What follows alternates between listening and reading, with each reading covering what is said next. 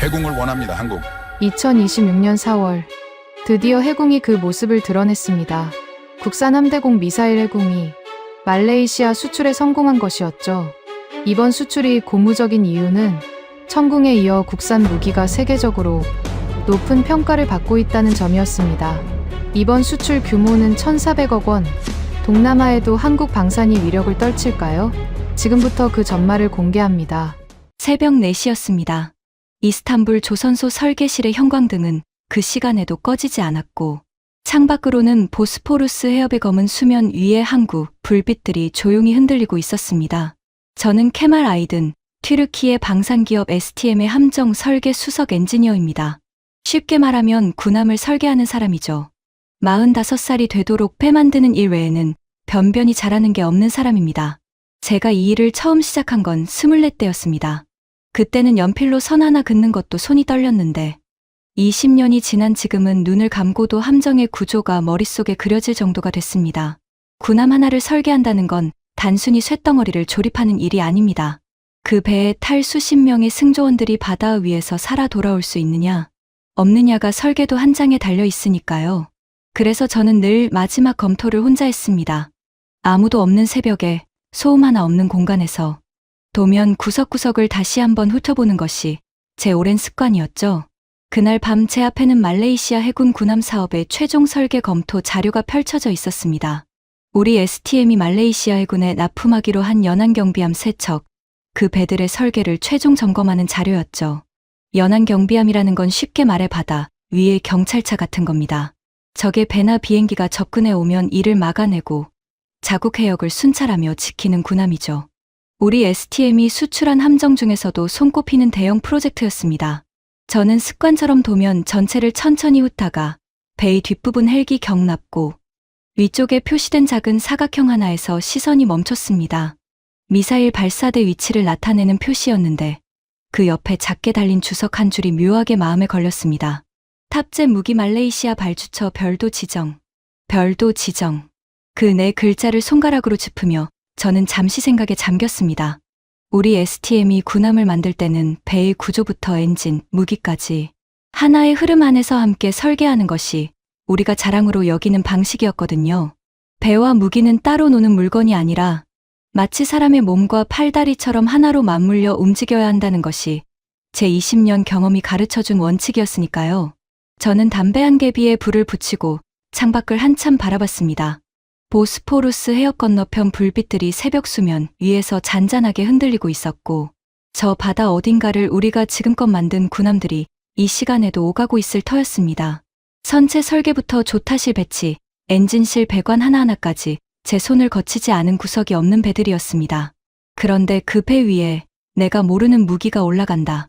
그 생각이 등 뒤 어딘가를 서늘하게 긁고 지나갔지만 그날 밤만 해도 저는 크게 대수롭지 않게 생각했습니다. 발주처 요구야 사업마다 이런저런 경우가 있을 수 있고 서류가 더 오면 그때 확인해도 늦지 않는다고 여겼거든요. 담배 연기가 형광등 불빛 사이로 가늘게 올라가는 것을 바라보며 저는 설계도를 덮고 자리에서 일어섰습니다. 그로부터 사흘 뒤에 날아온 공문 한 장이 그 느긋한 생각을 완전히 박살내기 전까지는요.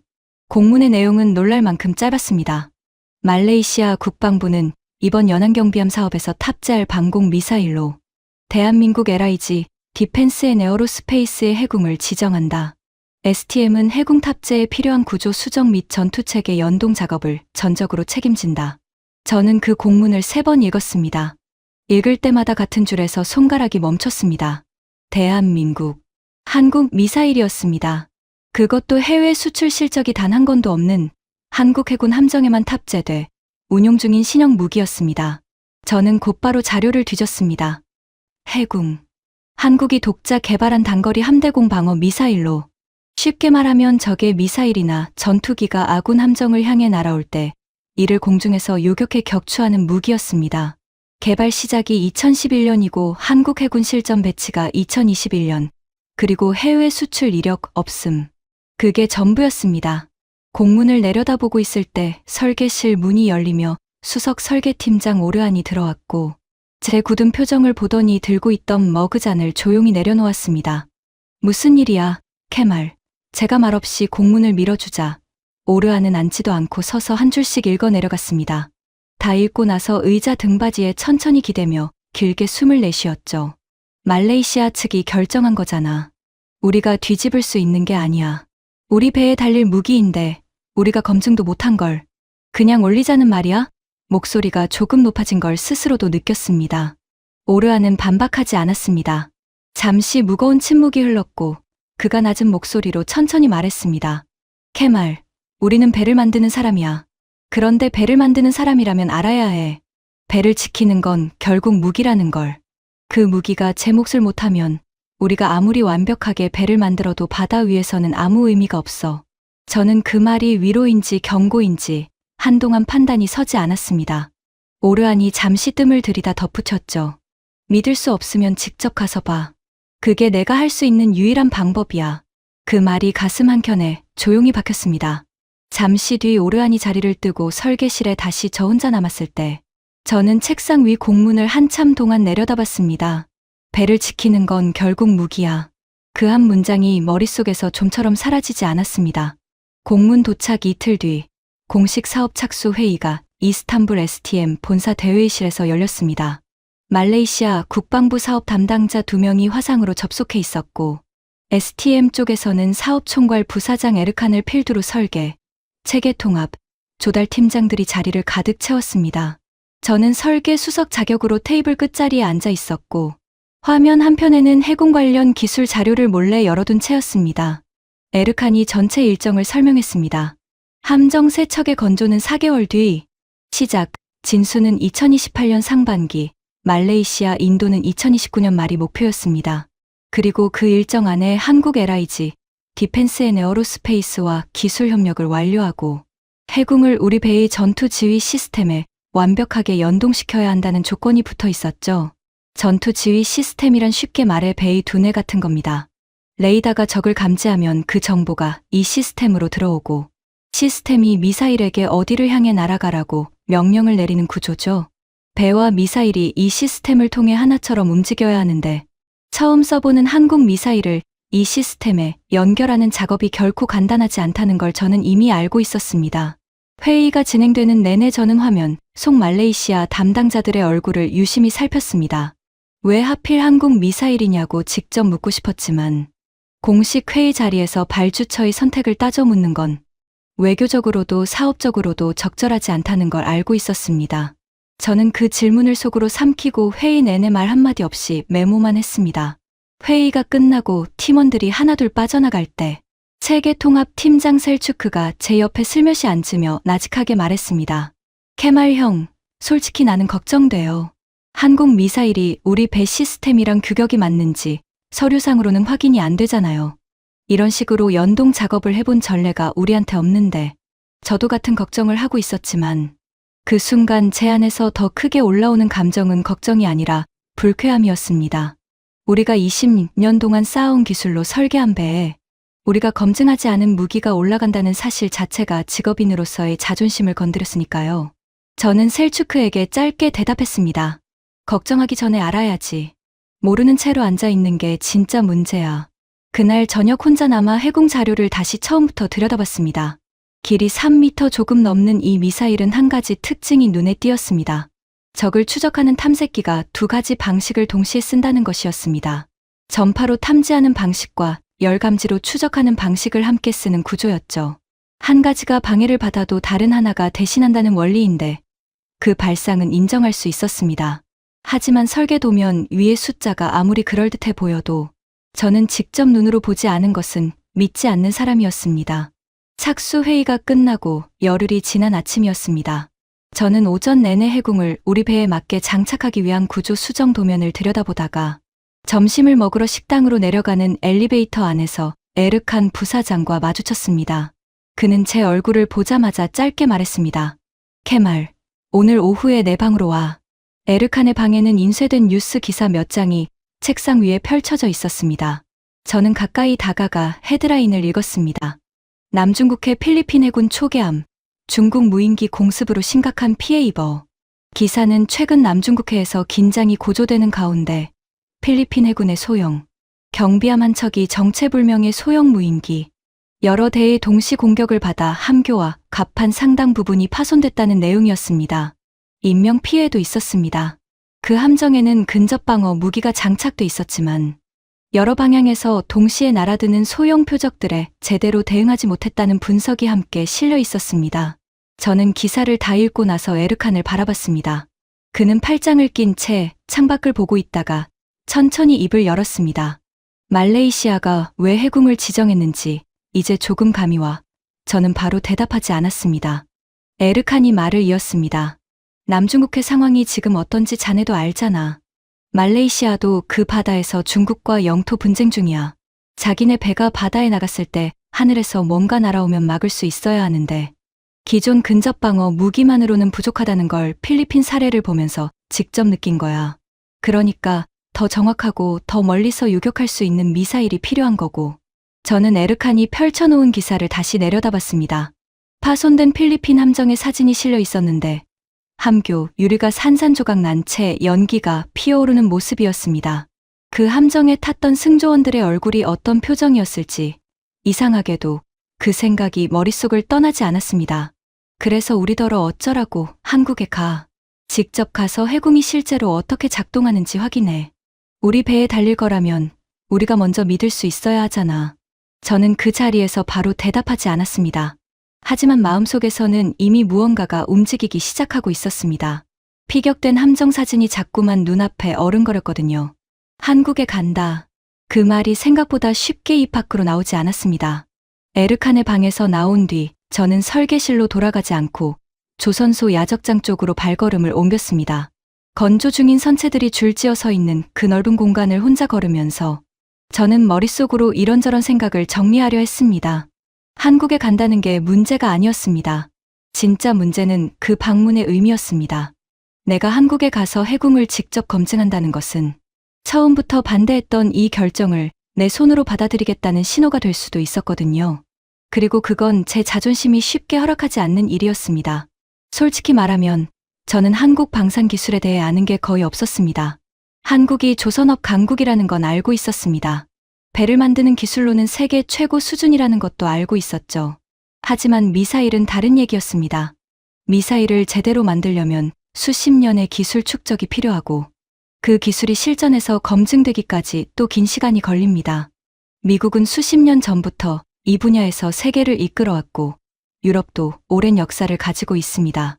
한국은 이제 막 그 문을 두드리는 나라라는 인식이 제 안에 있었습니다. 그런데 그 나라의 미사일을 우리가 만든 배에 달아야 한다.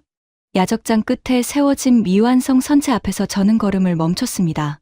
강판이 맞닿아 용접된 이음새가 햇빛을 받아 빛나고 있었습니다. 저와 우리 팀원들이 수백 번의 회의와 수천 장의 도면 끝에 만들어낸 구조물이었습니다. 이 배가 말레이시아 바다 위를 달리게 될 날, 그 배전에 한국 미사일이 장착돼 있을 것이라는 사실이 여전히 어색하게 느껴졌습니다. 그때 뒤에서 발소리가 들렸고 돌아보니 오르안이었습니다. 그는 제 옆에 서서 같은 선체를 바라보다가 먼저 말을 꺼냈습니다. 에르칸 부사장한테 들었어. 한국 방문 얘기 아직 결정한 게 아니야. 케말, 나는 자네가 왜 망설이는지 알아. 자존심 때문이잖아. 저는 부인하려다가 그냥 입을 다물었습니다. 오르안이 조용히 이어 말했습니다. 그런데 말이야, 우리가 이 배를 만드는 이유가 뭔지 생각해봐. 말레이시아 해군 병사들이 저 바다에서 살아 돌아오게 하려고 만드는 거잖아. 그 목적 앞에서 우리 자존심이 그렇게 중요한 건지 모르겠어. 저는 대답하지 않았습니다. 오르안은 더 이상 말하지 않고 돌아섰습니다. 그의 발소리가 멀어지고 다시 혼자 남았을 때 저는 한참 동안 그 미완성 선체를 바라봤습니다. 살아 돌아오게 하려고 만드는 거잖아. 그 말이 가슴 어딘가에 조용히 스며들었습니다. 그리고 그 순간 제가 진짜 무엇을 두려워하고 있는지가 처음으로 또렷하게 보이는 것 같았습니다. 한국 미사일이 싫은 게 아니었습니다. 내가 모르는 것 앞에서 판단을 내려야 한다는 것이 두려웠던 겁니다. 20년 동안 내가 아는 것들로만 배를 만들어 온 사람이 처음으로 자신이 모르는 영역을 인정해야 하는 상황 앞에 선 것이었습니다. 그날 저녁 저는 에르칸에게 짧은 메시지를 보냈습니다. 한국 방문 일정을 잡아주십시오. 메시지를 보내고 나서 핸드폰을 내려놓았을 때 이상하게도 가슴이 조금 가벼워지는 느낌이 들었습니다. 결정을 내렸다는 안도감인지 아니면 알 수 없는 곳으로 발을 내딛는 긴장감인지 그때는 구분이 되지 않았습니다. 인천공항에 내린 건 이른 아침이었습니다. 입국장을 빠져나오면서 저는 이상한 감각을 느꼈습니다. 방산 관련 출장으로 여러 나라를 다녀봤지만 이번만큼 마음이 복잡했던 적이 없었거든요. 독일에 갈 때는 배울 것이 있다는 기대감이 있었고, 미국에 갈 때는 세계 최고를 직접 본다는 설렘이 있었습니다. 그런데 한국행은 달랐습니다. 기대도 설렘도 아닌 뭔가를 증명해야 한다는 묘한 긴장감이 있었죠. 정확히는 내가 틀렸을 수도 있다는 것을 확인하러 가는 길이었으니까요. 공항 입국장 출구 앞에 이름이 적힌 종이를 들고 서 있는 사람이 눈에 들어왔습니다. 케말 아이든. 종이를 들고 있는 사람은 30 초중반으로 보이는 한국인 남성이었는데 키가 크지도 않고 특별히 인상적인 외모도 아니었습니다. 다만 눈빛이 또렷했습니다. 잠을 별로 못 잔 것 같은 얼굴인데도 눈만큼은 깨어있는 사람의 눈이었습니다. 케말 씨, 저는 LIG 디펜스 앤 에어로스페이스 통합체계팀 박지훈입니다. 잘 오셨습니다. 그는 영어로 인사했고 발음이 생각보다 자연스러웠습니다. 저는 악수를 하면서 속으로 그를 빠르게 훑었습니다. 엔지니어 특유의 손이었습니다. 손바닥에 굳은 살이 박혀 있고 손가락 끝이 약간 거칠었죠. 책상에만 앉아있는 사람의 손이 아니었습니다. 차 안에서 지우는 이번 방문 일정을 간략하게 설명했습니다.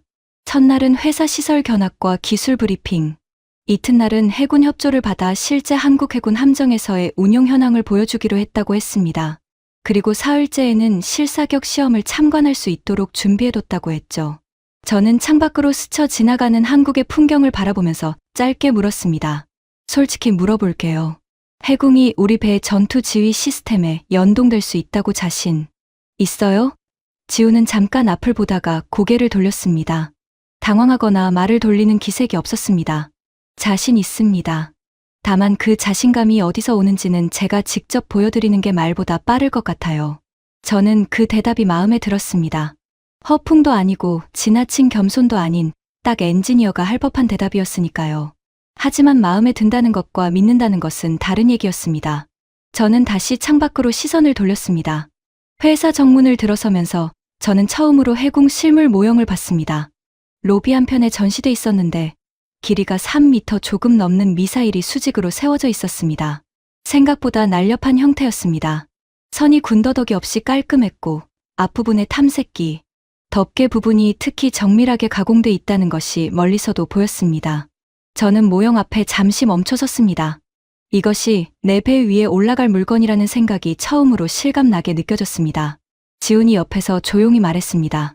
어떻게 보여요? 저는 솔직하게 대답했습니다. 생긴 건 좋네요. 문제는 저게 실제로 날아가서 마치느냐죠. 지훈이 짧게 웃었습니다. 억지스럽지 않은 웃음이었습니다. 그걸 보여드리러 여기 오신 거잖아요. 기술 브리핑은 오전 내내 이어졌습니다. 회의실에는 LIG 디펜스 앤 에어로스페이스 기술진 4명이 자리를 잡고 있었고 저 혼자 그 맞은편에 앉았습니다. 브리핑 자료가 화면에 띄워지기 시작했고 저는 노트북을 열고 메모할 준비를 했습니다. 어디 한번 얼마나 알고 있는지 보자 하는 마음이 솔직히 있었습니다. 첫 번째로 설명한 것은 해군의 탐색기 구조였습니다. 지훈이 직접 설명을 맡았는데 그는 전문 용어를 늘어놓는 대신 비유를 들었습니다. 케말 씨, 눈이 하나인 사람과 두 눈이 다 있는 사람을 상상해 보세요. 눈이 하나면 한쪽 눈을 가렸을 때 아무것도 못 보죠. 그런데 두 눈이 있으면 한쪽을 가려도 다른 쪽으로 볼 수 있어요. 해군은 두 가지 방식으로 적을 동시에 추적합니다. 전파로 탐지하는 방식과 열로 추적하는 방식이죠. 적이 전파를 교란하면 열 추적으로 전환하고 열 추적을 방해하면 전파로 대응합니다. 두 가지를 동시에 무력화하는 건 현실적으로 매우 어렵습니다. 저는 그 설명을 들으면서 속으로 인정하지 않을 수 없었습니다. 개념 자체는 이미 알고 있는 것이었지만 그것을 실제로 하나의 소형 미사일 안에 구현해냈다는 것은 간단한 일이 아니었거든요. 두 가지 탐색기가 서로 간섭 없이 작동하도록 설계하는 것 자체가 고난도의 기술을 요구하는 작업이었습니다. 점심을 먹으러 구내 식당에 내려갔을 때 지훈과 저는 처음으로 업무와 관계없는 대화를 나눴습니다. 그는 이 회사에 온 지 8년이 됐다고 했고 해군 개발 초기부터 통합 체계팀에 있었다고 했습니다. 처음 개발 시작할 때 주변에서 많이 말렸어요. 한국이 이런 미사일을 만들 수 있겠냐고. 미국이나 유럽 것 사다 쓰는 게 낫지 않겠냐고. 저는 젓가락을 내려놓고 물었습니다. 그래서 어떻게 했어요? 만들었죠. 짧은 대답이었습니다. 그런데 그 짧음 속에 무게가 있었습니다. 자랑하거나 과장하는 기색이 전혀 없이 그냥 사실을 말하듯이 내뱉은 두 글자였습니다. 저는 그 말투에서 제 자신을 조금 봤습니다. 저도 20년 전 처음 군함 설계를 시작할 때 주변에서 비슷한 말을 들었거든요. 자네 같은 사람이 군함을 설계하겠다고? 그래도 저는 했습니다. 오후 브리핑이 재개됐을 때 저는 아까보다 조금 더 열린 마음으로 화면을 바라보고 있었습니다. 지훈이 설명하는 내용 하나하나에 반박할 지점을 찾으려던 자세에서 진짜로 이해하려는 자세로 조금씩 바뀌고 있었습니다. 그 변화를 스스로 느끼면서도 저는 그걸 인정하는 것이 아직 불편했습니다. 브리핑이 끝날 무렵 지훈이 자료를 닫으며 물었습니다. 오늘 어떠셨어요? 궁금한 점 있으시면 편하게 말씀해 주세요. 저는 잠시 고민하다가 솔직하게 물었습니다. 수출 실적이 없다는 게 계속 마음에 걸립니다. 아무리 시험에서 좋은 결과가 나왔어도 실제 바다 위에서 실전 상황을 겪어보지 않은 무기를 어떻게 믿으라는 거죠? 지훈은 바로 대답하지 않았습니다. 잠시 창밖을 보다가 천천히 고개를 돌렸습니다. 케말 씨, 내일 한국 해군 함정에 직접 올라가 보시면 조금 다르게 느끼실 수 있을 겁니다. 실전이 없었다는 게 아니라 실전을 준비해온 시간이 얼마나 됐는지를 보시면요. 그 말의 의미가 정확히 뭔지는 그날 밤에도 잘 몰랐습니다. 하지만 다음 날 아침 해군 함정부두로 향하는 차 안에서 저는 이상하게도 기대가 되고 있었습니다. 부두에 정박한 한국 해군 호위함을 처음 봤을 때 저는 걸음을 멈췄습니다. 조선소에서 수십 년을 보낸 사람으로서 군함의 외관이 새삼스럽게 놀랍지는 않았습니다. 그런데 그 배 위에 장착된 해군 발사 장치를 보는 순간 뭔가 다른 감각이 왔습니다. 모형이 아닌 실물이 실제 배 위에 올라가 있는 모습은 어젯밤 브리핑 자료에서 봤던 숫자들과는 전혀 다른 무게감을 가지고 있었거든요. 함정 승조원들이 우리를 맞이했고 지훈이 함장에게 간단히 소개를 했습니다. 함장은 40 초반으로 보이는 단단한 인상의 남성이었는데 저와 악수하면서 짧게 말했습니다. 직접 보고 싶으면 뭐든지 물어보세요. 저는 그 말을 허투루 듣지 않았습니다. 함정에 오른 뒤 저는 해군 발사 장치 주변을 꼼꼼히 살펴봤습니다. 발사 장치가 함정의 구조물과 연결된 방식, 케이블이 지나가는 경로, 발사 장치 하부의 충격 흡수 구조까지 손으로 직접 짚으며 확인했습니다. 지훈은 제 옆에 붙어서 제가 뭔가를 짚을 때마다 조용히 설명을 덧붙였습니다. 조타실로 올라가서는 해군과 연결된 전투 지휘 시스템 화면을 직접 봤습니다. 레이더가 탐지한 표적 정보가 실시간으로 화면에 뜨고 그 정보가 해군 발사 지휘 콘솔로 연동되는 흐름을 담당 장교가 시연해줬습니다. 시스템이 표적을 인식하고 해군에 발사 명령이 전달되기까지 걸리는 시간이 놀랍도록 짧았습니다. 저는 담당 장교에게 물었습니다. 실제로 운용하면서 오작동이 생긴 적이 있었나요? 장교는 잠깐 생각하다가 솔직하게 대답했습니다. 초기 배치 때 소프트웨어 업데이트 과정에서 한번 연동 오류가 있었습니다. 그런데 그건 해공 자체 문제가 아니라 시스템 설정 문제였고 이틀 만에 수정됐습니다. 저는 그 대답이 마음에 들었습니다. 완벽하다고 우기지 않고 있었던 문제를 솔직히 말하는 태도가 오히려 신뢰를 줬거든요. 저는 군함 설계 20년 동안 완벽한 무기는 없다는 걸 배웠습니다. 문제가 생겼을 때 얼마나 빨리 수정하느냐가 진짜 실력이라는 것도요. 함정에서 내려오는 길에 지훈이 물었습니다. 어떠셨어요? 저는 잠시 말을 고르다가 대답했습니다. 생각보다 완성도가 높네요. 인정합니다.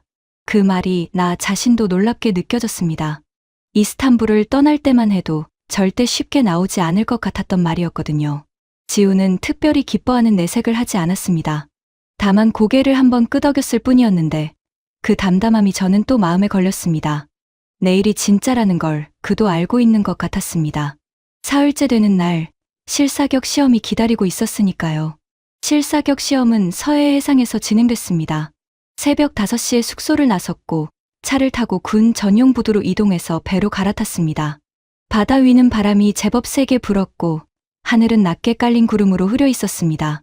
날씨가 좋지 않다는 걸 느끼자마자 저는 지훈에게 물었습니다. 이런 날씨에도 시험을 진행해요? 네. 맑은 날 잘 마치는 건 당연한 거니까요. 그 대답을 들으며 저는 속으로 고개를 끄덕였습니다. 군함은 날씨를 골라서 다니지 않으니까요. 거친 바다와 흐린 하늘, 그 조건에서 작동해야 진짜 무기인 겁니다. 시험 구역에 도착하자 관계자들이 분주하게 움직이기 시작했습니다. 오늘의 시험은 해궁이 전파 교란 환경에서도 표적을 정확히 요격할 수 있는지를 확인하는 것이었습니다. 전파 교란이란 적이 의도적으로 전파를 방해해서 미사일의 탐색기를 혼란에 빠뜨리는 전술인데 현대의 상전에서 가장 흔하게 사용되는 방어 수단 중 하나입니다. 그 조건에서 해궁이 제대로 표적을 찾아가는지가 오늘 시험의 핵심이었습니다. 표적 드론이 먼저 발진했습니다. 저는 쌍안경을 들고 드론이 수면 가까이 낮게 날아오는 것을 지켜봤습니다. 바다 수면에 바짝 붙어서 레이더 탐지를 피하면서 접근하는 방식이었는데 이런 적어도 접근은 함정 방공 체계가 가장 대응하기 어려운 공격 패턴 중 하나였습니다. 전파 교란 장비가 가동됐다는 신호가 들어왔고 잠시 뒤 발사 명령이 내려졌습니다. 해궁이 발사되는 순간 저는 본능적으로 숨을 멈췄습니다. 하얀 연기 기둥이 수직으로 솟구쳤다가 순식간에 수평으로 꺾이며 표적을 향해 뻗어나갔습니다. 속도가 예상보다 훨씬 빨랐습니다. 마하이라는 수치가 숫자로 있을 때와 눈앞에서 실제로 보일 때가 이렇게 다를 줄은 몰랐습니다. 그리고 몇 초 뒤였습니다. 작은 섬광이 터졌습니다. 표적 드론이 공중에서 산산조각 났습니다. 전파 교란 환경 속에서 낮게 날아오는 표적을 정확히 요격한 것이었습니다. 저는 쌍안경을 내리지 못한 채 한동안 그 자리에 서 있었습니다. 주변에서 박수 소리가 들렸지만 제 귀에는 잘 들어오지 않았습니다. 머릿속에는 딱 한 가지 생각만 있었습니다. 이게 진짜구나. 지훈이 제 옆에 서 있다는 걸 그제야 알았습니다. 그는 아무 말도 하지 않았습니다. 제 표정을 보면서 조용히 기다리고 있었습니다. 저는 천천히 입을 열었습니다. 이걸 만드는데 몇 년 걸렸어요? 개발 착수부터 실전 배치까지 10년입니다. 10년. 그 숫자가 가슴에 조용히 내려앉았습니다. 10년 동안 이 미사일을 믿고 만들어 온 사람들이 있었다는 것. 그리고 지금 제 눈앞에서 그 10년이 섬광 하나로 증명됐다는 것이 이상하게 뭉클하게 느껴졌습니다. 저는 그 감정을 들키고 싶지 않아서 괜히 쌍안경을 만지작거렸습니다. 하지만 그때 이미 제 안에서 무언가가 돌이킬 수 없이 바뀌어 있었습니다. 이스탄불로 돌아온 건 한국을 떠난 지 15시간 뒤였습니다. 공항에서 짐을 찾으며 저는 스마트폰을 확인했습니다. 에르칸 부사장에게서 메시지가 와 있었습니다. 내일 오전 10시 경영진 회의. 한국 방문 결과 보고 및 향후 방향 논의. 짧은 메시지였지만 그 안에 담긴 의미가 가볍지 않다는 건 읽는 순간 알았습니다. 다음 날 아침 회의실에 들어서자 분위기가 평소와 달랐습니다. 에르칸 부사장 외에 사업 담당 이사 2명이 더 자리에 있었고 그들의 표정에는 제가 한국에서 돌아왔다는 사실보다 다른 무언가가 먼저 올라와 있었습니다. 제가 자리에 앉자마자 사업 이사 중 한 명인 메흐메트가 먼저 말을 꺼냈습니다. 케말, 좋은 결과를 가져왔기를 바라는데 솔직히 말하면 상황이 좀 복잡해졌어. 저는 가방에서 한국 방문 결과 보고서를 꺼내며 물었습니다. 무슨 얘기죠? 우리 쪽에서 자국 미사일을 탑재하는 방향으로 말레이시아 측에 재협상을 제안하고 싶다는 의견이 내부에서 나왔어. 자국 방산 기업이 개발한 미사일이 있는데 굳이 한국 것을 달아야 하냐는 논리야. 저는 보고서를 내려놓고 메흐메트를 바라봤습니다.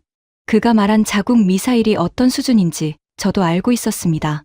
개발 단계에서 여러 차례 시험 실패를 겪었고 아직 자국 해군에도 전량 배치가 완료되지 않은 상태였습니다. 해군과 직접 비교하기에는 무리가 있는 무기였죠. 그 미사일이 해군과 같은 수준이라고 생각해요? 메흐메트가 살짝 불편한 표정을 지었습니다. 수준 문제가 아니야. 우리 기업이 우리 배에 우리 무기를 다는 게 더 자연스럽지 않냐는 거지. 자존심 문제이기도 하고. 자존심. 그 단어가 귀에 걸렸습니다. 한국에 가기 전 제가 가장 강하게 붙들고 있던 것이 바로 그 단어였거든요. 그런데 지금 그 단어를 다른 사람 입에서 들으니 이상하게도 다르게 들렸습니다. 저는 천천히 말했습니다. 저도 처음에는 그 생각이었습니다. 그런데 한국에서 직접 봤습니다. 해궁이 전파 교란 환경에서 저고도로 접근하는 표적을 정확히 요격하는 것을. 그 조건에서 우리 미사일이 같은 결과를 낼 수 있다고 자신 있게 말할 수 있어요? 회의실이 잠시 조용해졌습니다. 에르칸이 그제야 입을 열었습니다. 케말이 가져온 보고서를 먼저 봅시다. 저는 보고서를 배포했습니다. 한국에서 직접 확인한 기술 수준, 실사격 시험 결과, 운용 현황까지 이틀 동안 제가 눈으로 보고 손으로 확인한 것들을 빠짐없이 담은 자료였습니다. 회의실이 조용해지고 각자 보고서를 읽는 소리만 들렸습니다. 메흐메트가 보고서 중간쯤에서 고개를 들었습니다. 인정하더라도 말레이시아 측에 이미 재협상 의향을 타진했어. 우리 회사 이름으로 공식 문서가 이미 나간 상태야. 저는 그 말을 듣는 순간 가슴이 철렁했습니다. 제가 한국에 가 있는 사흘 동안 제 보고도 없이 이미 일이 진행되고 있었던 겁니다. 메흐메트는 보고서를 덮으며 말을 이었습니다. 케말, 자네 현장 의견은 중요해. 하지만 이건 이미 경영진 차원의 결정이 된 것 같아. 자네 혼자 막을 수 있는 게 아닐 수도 있어. 저는 대답하지 않았습니다. 보고서를 가방에 다시 집어넣으며 저는 그 말이 경고인지 포기하라는 말인지를 생각했습니다. 회의실 밖으로 나오면서 복도 창문 너머 조선소 야적장이 보였습니다.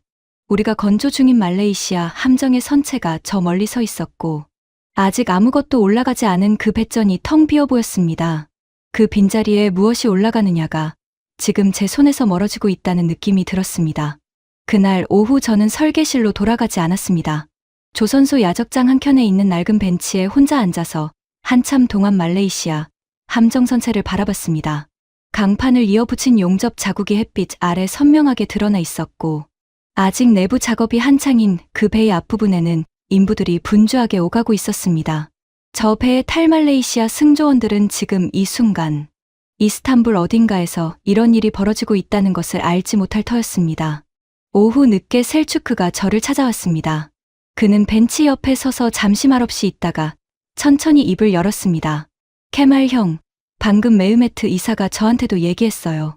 재협상이 확정되면 우리 쪽 미사일에 맞게 발사 장치 구조를 다시 설계해야 한다고. 형한테 지시가 내려올 것 같아요. 저는 아무 말도 하지 않았습니다. 셀추크가 조심스럽게 덧붙였습니다. 저는 형이 한국에서 뭘 봤는지 모르지만 경영진이 이미 방향을 잡은 것 같아요. 솔직히 형 혼자 맡기는 힘들 것 같고 그 말이 귀에 들어오면서 저는 이상하게도 분노보다 허탈함이 먼저 왔습니다. 분노는 아직 싸울 여지가 있을 때 나오는 감정이고 허탈함은 싸움이 이미 끝났다고 느낄 때 나오는 감정이니까요. 저는 20년 동안 군함을 설계하면서 기술적인 문제로 밀린 적은 없었습니다. 그런데 지금은 기술이 문제가 아니었습니다. 회사 내부의 자존심과 정치가 기술 위에서 판을 치고 있었고 그 판에서 저는 혼자였습니다. 저녁에 집으로 돌아와 책상 앞에 앉았을 때 저는 한국에서 가져온 자료들을 꺼냈습니다.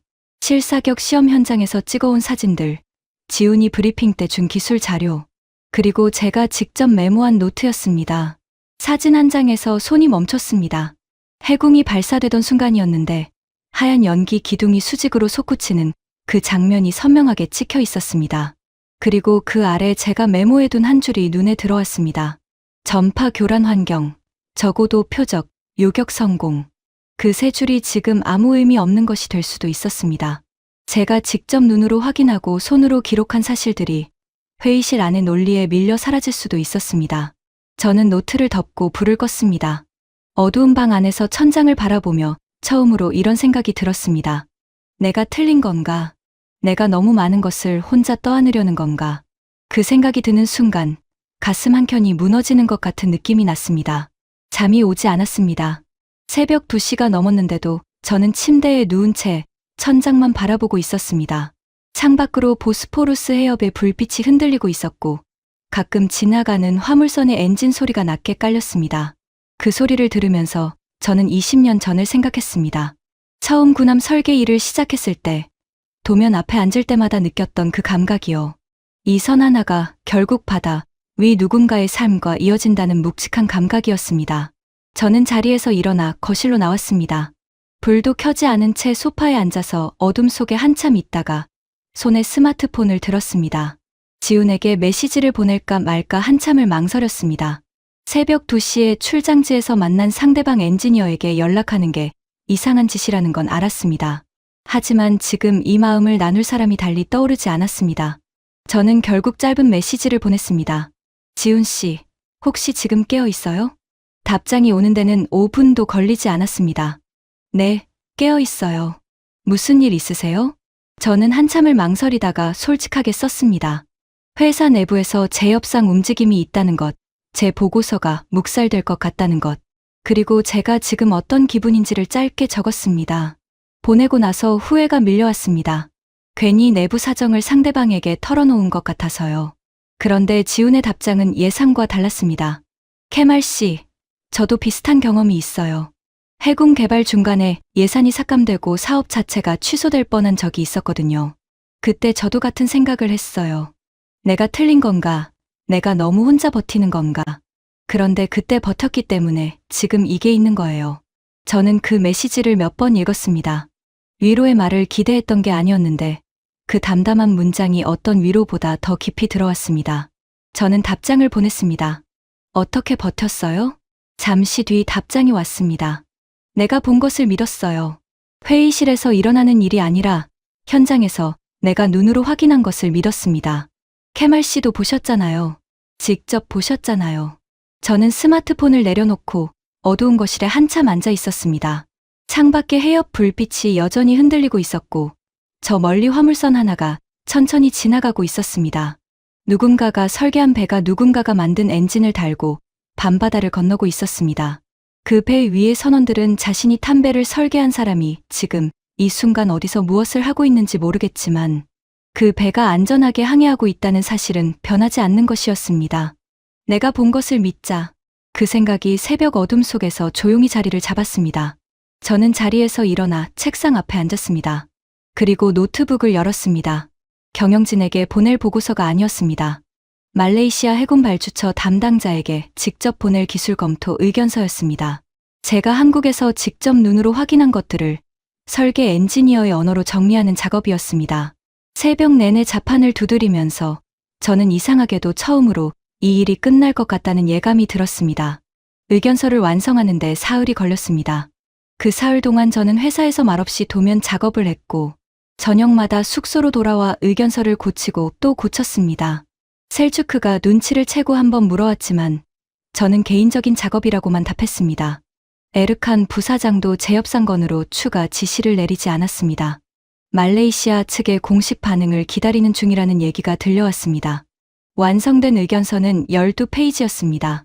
첫 페이지에는 제가 한국을 방문한 목적과 일정을 간략히 적었고 이후 페이지에는 제가 직접 확인한 해군의 기술 특성과 운용 현황, 실사격 시험 결과를 구체적인 수치와 함께 정리했습니다.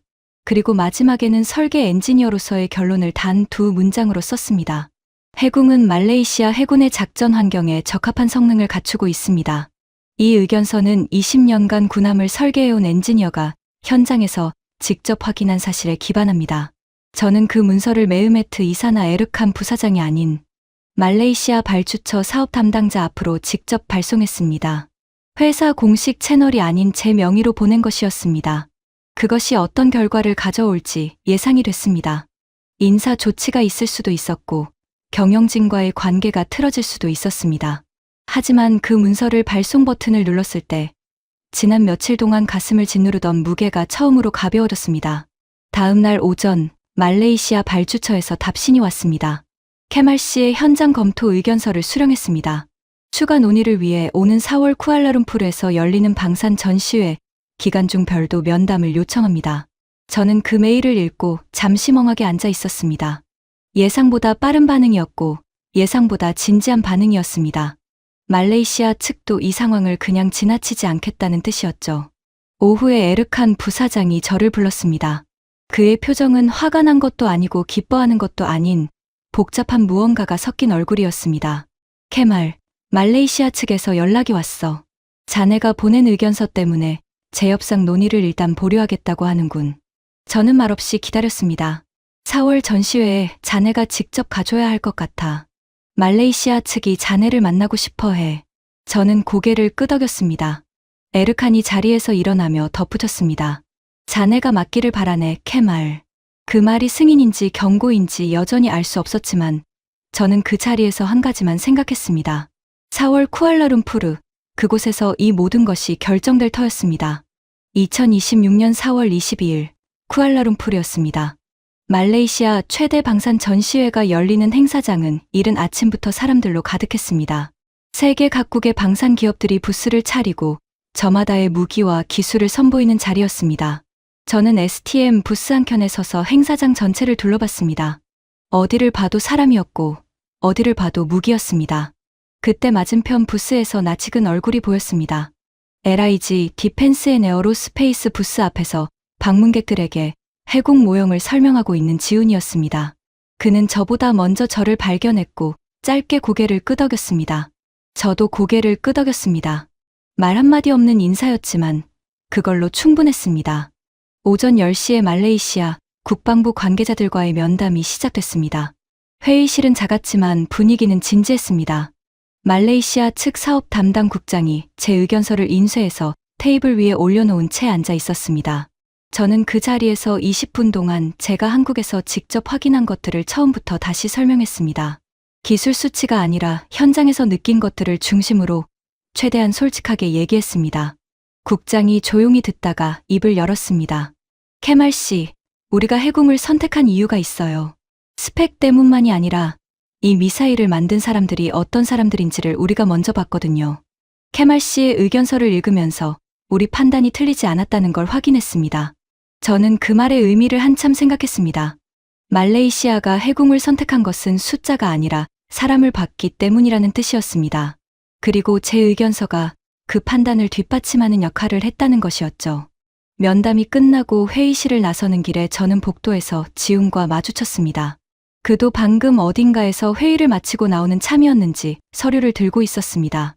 우리는 잠시 복도 한편에 나란히 서서 행사장 쪽을 바라봤습니다. 어떻게 됐어요? 지훈이 먼저 물었습니다. 저는 짧게 대답했습니다. 잘 된 것 같아요. 지훈이 이번에는 웃었습니다. 한국에서 처음 만났을 때와 같은 억지스럽지 않은 웃음이었습니다. 그로부터 2시간 뒤 행사장 한켠의 서명 공간에서 말레이시아 국방부와 LIG 디펜스 앤 에어로스페이스 사이의 해군 공급 계약 서명식이 진행됐습니다. 9,400만 달러, 한화로 약 1,400억 원 규모의 계약이었습니다. 한국 함대공 미사일 해궁의 첫 번째 해외 수출 계약이었습니다. 저는 서명식 현장에서 조금 떨어진 자리에 서서 그 장면을 바라봤습니다. 서명하는 사람들의 얼굴이, 자리를 채운 사람들의 표정이, 그리고 테이블 위에 놓인 해궁 모형이 눈에 들어왔습니다. 그 모형을 처음 봤을 때가 떠올랐습니다. 이스탄불을 떠나기 전날 밤 혼자 도면을 들여다보며 낯선 무기라고 생각했던 그 순간이요. 이제 그 무기는 낯설지 않았습니다. 서명식이 끝나고 행사장 밖으로 나왔을 때 쿠알라룸푸르의 오후 햇살이 강하게 내리쬐고 있었습니다.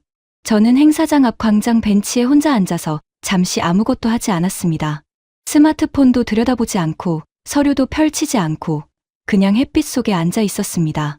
그게 언제였는지 기억도 잘 나지 않을 만큼 오랫동안 하지 않은 일이었습니다. 지훈이 커피 2잔을 들고 나타난 건 그로부터 10분쯤 뒤였습니다.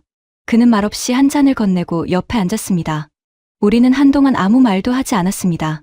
광장 앞을 지나가는 사람들, 멀리 보이는 쿠알라룸푸르의 빌딩들, 그리고 그 위의 하늘을 그냥 바라봤습니다. 지훈이 먼저 입을 열었습니다. 케말 씨, 솔직히 처음에 케말 씨가 온다고 했을 때 좀 걱정했어요. 검증하러 온다는 말이 결국 트집 잡으러 온다는 뜻일 수도 있으니까요. 저는 픽 웃었습니다. 맞아요. 처음엔 그런 마음도 있었어요. 지훈이 고개를 끄덕였습니다. 그런데 케말 씨가 함정에서 발사 장치 이음새를 손으로 직접 짚어보던 거 기억나요? 그때 알았어요. 이 사람은 진짜 배를 만드는 사람이구나. 저는 그 말에 대답하지 않았습니다. 그냥 커피를 한 모금 마셨습니다. 지훈도 더 말하지 않았습니다. 두 사람이 각자의 생각 속에 잠시 머무르는 그 시간이 이상하게도 불편하지 않았습니다. 저는 광장 앞을 바라보면서 이런 생각을 했습니다. 20년 동안 배를 만들어 오면서 저는 늘 내가 아는 것 안에서만 움직이려 했습니다. 내가 설계한 배에, 내가 검증한 무기를, 내가 믿는 방식으로만 달려고 했습니다. 그게 전문가의 자세라고 생각했거든요. 하지만 이번에 처음으로 내가 모르는 것 앞에서 발을 내디뎠고 그 과정에서 오히려 더 많은 것을 배웠습니다. 배를 지키는 건 결국 무기라는 오르안의 말, 내가 본 것을 믿으라는 지훈의 말, 그리고 사람을 봤다는 말레이시아 국장의 말이 한꺼번에 머릿속을 지나갔습니다. 지훈이 자리에서 일어나며 손을 내밀었습니다. 다음에 봐요, 케말 씨. 배가 완성되면 말레이시아 인도식에 저도 초대해줘요. 저는 그 손을 잡으며 대답했습니다. 초대할게요. 그때는 제가 커피 살게요. 지훈이 웃으며 돌아섰습니다. 저는 그가 행사장 안으로 사라지는 것을 바라봤습니다. 그리고 다시 혼자 벤치에 앉아서 가방에서 노트를 꺼냈습니다. 말레이시아 함정 최종 설계도의 수정사항을 메모하기 위해서였습니다. 해군 발사 장치가 배치될 위치, 그 구조물과 함정 본체가 연결되는 방식, 그리고 전투 지휘 시스템과의 연동 경로까지였습니다. 펜을 들고 도면에 빈칸을 채워나가면서 저는 처음으로 이 배가 완성된 모습을 선명하게 그릴 수 있었습니다. 말레이시아 바다 위를 달리는 그 배의 배전에 해군 발사 장치가 반짝이는 모습이었습니다. 낯선 무기가 아니었습니다. 이제는 제 손으로 도면에 그려넣은 제 배의 일부였습니다.